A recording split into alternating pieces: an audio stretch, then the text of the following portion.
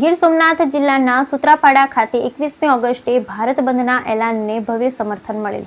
કોર્ટના જજો ચુકાદો ગેરબંધારણીયો દ્વારા આપવામાં એના અનુસંધાને આજરોજ સૂત્રાપાડા શહેરમાં વ્યાપારી પોતાના વ્યાપાર ધંધા આવ્યા બંધ રાખી અને આંદોલનને સફળ બનાવવા માટે પ્રયત્ન કર્યા હતા.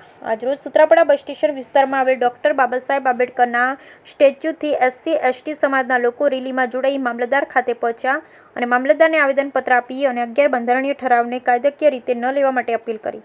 આ બંધમાં સમાજના ઘણા લોકો આગેવાનો જોડાયા, જેમાં જયસિંહભાઈ પટેલ, પરસોત્તમભાઈ વાળા, સદગુરુ એન્જિનિયરિંગના માલિક દિનેશભાઈ વાળા તથા રામભાઈ વાળા, રામભાઈ વાણવી તથા અન્ય આગેવાનો જોડાયા હતા.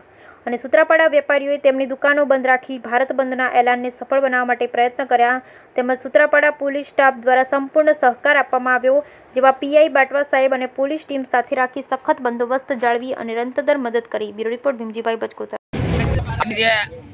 ભારત બંધના એલાનની બાબતમાં તમારું શું કહેવાનું છે?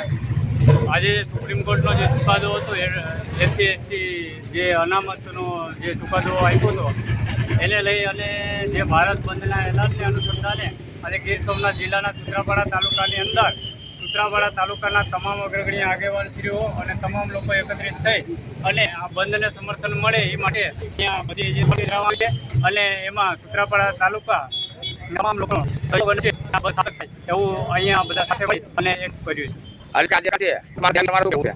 હાલી વર્તન છે એના જે સુપ્રીમ કોર્ટનો ચુકાદો આવ્યો છે ચુકાદો જે છે એ ગેરબંધારણીય, કારણ કે અનામત એ કોઈ યોગ્ય નથી એમ.